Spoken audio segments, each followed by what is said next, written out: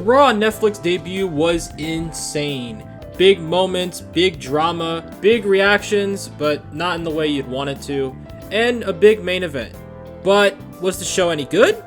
Well, let's dive into it and see what we got. Before we jump into the actual reviewing part of this video, I'm going to talk about the big elephant in the room, at least for me.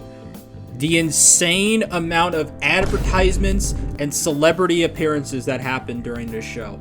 Half the show was advertisements and celebrities. And I understand this is a big debut episode, but holy crap. I paid $16 a month to have no ads on Netflix, and WWE's here's an ad for you, brother. Thanks, WWE. I really appreciate that. So the show starts off not with a wrestling match and not even a promo. Instead, it's this massive hype video of WWE's history throughout the entire 70 years. And not just WWE, but just wrestling in general. So I like the opening. And then, of course, because he has to come out, Triple H kicks off the show. Triple H opens up doing his little spiel about how WWE's on fire right now, and it's the best thing in the world, and it's time to start the show. And then we get to see the ring mat, which is coated in advertisements galore. I'm kind of surprised that Gunther isn't complaining about how the mat isn't sacred anymore because it's got Fortnite advertisements on it. But wait, it's The Rock. The Rock is here. He kicks off the Raw on Netflix episode. The Rock comes out, he talks to all of his friends and family, gets in the ring, and he cuts another hype promo. Nothing really story related or anything. He's like, Cody, yo, you've been a great champ, brother. Hunter, you've been good at booking shows, brother. And then that's it. It doesn't seem like The Rock is going to wrestle at WrestleMania, and I'll get into more of that later. Now it's time to actually kick off the show. It's Tribal Combat. Solo Sikoa, the Tribal Chief, versus Roman Reigns. And look at those Jordans, brother. Those things are crazy. But yeah, Paul Heyman is also back in Roman's corner. It's Tribal Combat to determine who the Tribal Chief is going to be. If Roman Reigns loses, he has to acknowledge Solo Sikoa. And also Paul Heyman becomes the wise man for Solo Sikoa. Solo Sikoa loses, well, he loses the head of the table. So it was a fun match, but at this point, if you've been watching these Bloodline matches in recent memory, it is basically what would you expect from a typical Bloodline match. Weapons, interferences galore, kickouts, drama, all of that. Something I didn't expect to happen was Kevin Owens. Kevin Owens came out and attacked Roman Reigns and almost cost him the match. Roman kicked out, and then Cody Rhodes came out to save the day from Roman Reigns. Solo Sikoa was going to do a Samoan spike, but Roman ducked it, speared him, and then got into the corner, hyped up, and a third spear to Solo Sikoa pins him for the 3. Roman Reigns does it. He is once again the Tribal Chief and will fully be acknowledged by the Bloodline. Solo Sikoa, well, it's over, bro. However, something interesting does happen afterwards. The Rock comes out again, and he's going to give the Ulafala over to Roman Reigns. It looks like it's going to be a heel turn of sorts for The Rock, but nope. He just crowns Roman, goes into the corner and watches, and that's how it ends. That's how the segment ends. Fun match, but I do want to point this out about The Rock. I think this moment right here solidified that The Rock is not going to be at WrestleMania 41. I don't know if he's going to be, I don't know if he might even, I don't think retirement is in question yet, but I do think that this is the end. I don't think that The Rock is going to appear at WrestleMania. The other question I want to ask is, where does Solo Sikoa go from here? Now that he's basically lost everything, where does he go from here? How does he lead the Bloodline? What happens to that group? Do they just fracture? Or does another Samoan decide to take over as leader of the Bloodline, and Solo Sikoa goes to the back? After the Roman segment ends, we get another Pentagon Jr. trailer reveal. And it looks like that Pentagon Jr. is going to debut next week. I know I call him Pentagon Jr., don't judge me. And then we get a commercial for the Royal Rumble in Saudi Arabia.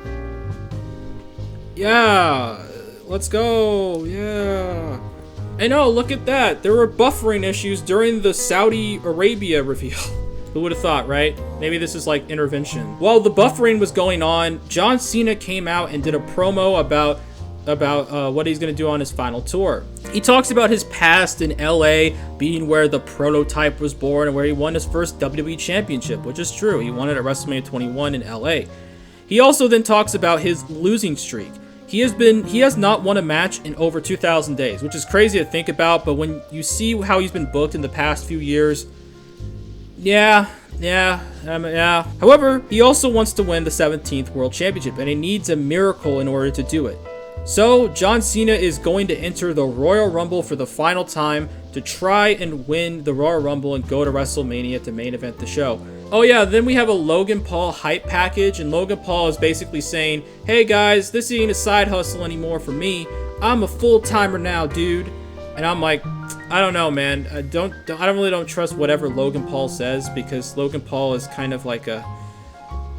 Oh, we're not going to get into that. Nope, not going to get into that scenario. The next matchup is for the Women's World Championship. Liv Morgan, the Women's World Champion, who might have had the best year of anybody in 2024, or at least from where she started to where she ended up. And then we get the big one. Rhea Ripley comes out, big reaction, always very good entrance, like just spectacular entrance by her always. She just oozes aura, like just oozes like that aura of a wrestler that they need to be a big star. So yeah, this match, it was pretty good. Oh yeah, I forgot to mention earlier, Solo Sikoa tried to put Roman Reigns through the table and it didn't budge for nothing. So, and then later in this match, like, Rhea Ripley powerbombed Liv onto the table, and that table has no give. I don't know who put these tables together, but whoever did, like, made them out of titanium. Like, they just would not break. It's like those Japanese tables in New Japan. Those things are, like, small as hell, but they don't break for anything. Like, you literally have to, like, be like Rikishi and get powerbombed through the table for it to break. Both women trade both of their finishers with one another. A Riptide for Rhea Ripley gets a kick out, and an Oblivion onto the steel chair gets a kick out too, which is how Rhea lost at SummerSlam, so that's a nice callback. We get to the end of the match where 2 Riptides in a row by Rhea Ripley defeats Liv Morgan, definitively ending this feud. And not only that, but Dominic, because he's a dirty little, snake, tries to come back and go like, hey, we're friends now. So then Rhea Ripley low-blowed him and then Riptided him. Finally, this is the definitive end for this feud. It is done. After 9 months of these two fighting each other, it is finally over. Oh yeah, and Undertaker came out with Rhea Ripley too. That was kind of cool, right? The next match is Jey Uso versus Drew McIntyre. Jey Uso comes out with Travis Scott and, oh my god, seizure warning. We did get one of my favorite lines I've seen of the night. Let's see if I'll see if I can find it.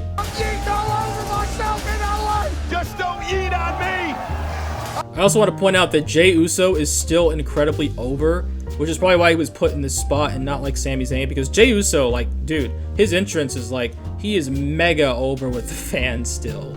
Unfortunately, it was a good match. I actually liked this match. It was a more typical wrestling match, but unfortunately the crowd were really tired and it was just like really quiet. I don't really blame the talent. I just think that the fans got tired, which is, these shows are long. I understand. I've been to wrestling shows before, man. And they can be very tiring, especially after you see big segments like the Bloodline and Rhea Ripley and The Undertaker. So yeah, I think they were just tired. I don't think they were doing it on purpose. But shockingly, Jey Uso counters a Claymore kick and to pin Drew McIntyre for a 3 count. Jey Uso picks up the big win. Drew McIntyre, I don't know where he goes from here. He probably goes even more deranged at this point. They immediately cut to this Gunther promo, this package for Gunther, and it was awesome. They had Gunther like in like a monochrome view, and it was really cool. I really liked this promo. It really made Gunther feel like he was a big star. So props to WWE. And speaking of, all of the hype packages and stuff were very well done, which isn't surprising because WWE has always been good at hype packages, but these ones just felt really good tonight. So credit to WWE for that. We then cut to Roman Reigns in the back with Paul Heyman. And then Roman Reigns says January 27th. And then they go through the door and oh, look it is. 2K25. Yep. So we're going to have a big reveal on January 27th for 2K25. Big news for my channel and other wrestling game channels as well. Because these games are, always have big hype seasons. I do think I'll make a prediction right now about who's going to be the cover star and who's going to be the showcase. It's going to be Roman Reigns. It's going to be a showcase for Roman Reigns. It's probably going to be like his overall career and then the Bloodline thing. And Roman Reigns will be the cover star. he could finally be on the cover of the game and not be associated with that pile of dog water. After seeing like Braun Breaker and Tiffany Stratton and all that, guess who comes out? Hulk Hogan comes out, brother. He comes out with Jimmy Hart waving the American flag, and then something unexpected happens. Hogan comes out and gets booed to hell by the crowd. I just sat there laughing because I thought, oh my god, this is so... He comes back to do a big set, because he's also wearing a t-shirt about his real American beer, which, like, dude gets massively booed by the crowd, and he's looking at them like, what, brother, what are you doing? Why are you booing me? I'm Hulk Hogan, brother. You're not supposed to boo me, Jack.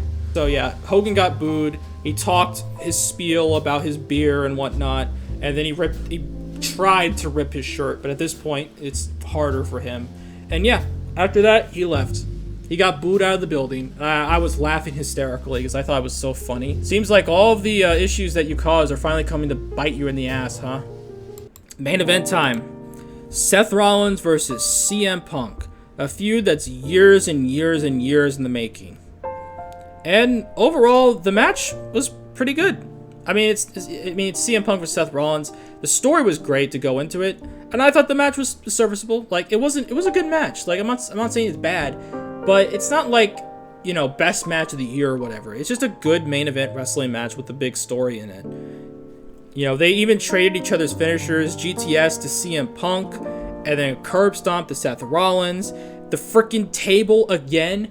They tried to do a pedigree through a table, and the table still stands strong. Like, that table is seriously insane. Like, that table is made out of titanium, brother. And also, Seth Rollins might have hurt himself. Like, when he did the pedigree on the table, he might have, like, hurt his shin or something. Yeah, maybe have tables that break, not, like, ones that are made out of steel. You know?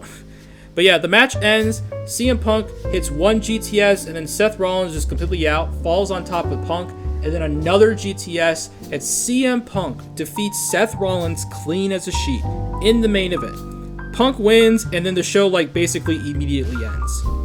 Like, just right out of the gate, immediately ends. But the question now is that with CM Punk winning, I think what's going to happen is that I think CM Punk is going to get a championship opportunity. I mean, he beats Seth Rollins in the main event. You know, I think that CM Punk is going to fight Gunther at Royal Rumble. I think that is the match. I think it's going to be CM Punk versus Gunther at the Royal Rumble. And at that point, I do not know who wins that match. That is an unpredictable match, to be honest. I don't know who wins. Also seems like CM Punk is finally going to get the one thing he's always wanted. A WrestleMania main event. I think he's going to do it. I think he's going to be in the main event WrestleMania this year. It's going to happen. And then, afterwards, I kind of found it funny. The show then wanted me to watch Full Metal Alchemist Brotherhood, which, by the way, if you have not watched Full Metal Alchemist Brotherhood, you should go watch that, like, right now. That show is like one of the greatest anime of all time. Like, it is a masterpiece. Alright, my final thoughts on the show. I thought it was okay. And I know that's crazy because they had so much. Like, there was so much to talk about on the show. There's so many things that happened. But overall, I just felt like it was just an okay. Like, there were more ad breaks than anything else. There were more advertisements and celebrity appearances than wrestling, obviously. But even more so segments. Like, it just felt like kind of underwhelming, you know, with all the hype and stuff on the show. It just felt underwhelming, you know? It just didn't feel like it was a big show, like a pay-per-view or WrestleMania or whatever. And I do think next week they're going to correct that, and there's going to be more substance as we get into the Royal Rumble and WrestleMania and the Chamber and all that. But yeah, this was a good debut episode. If they wanted to get people to watch, then that's really good. If you watched the whole video, thanks for watching. Like, subscribe, you know, turn on the bell, all that good jazz. And yeah, that's about it. See ya, guys. Bye.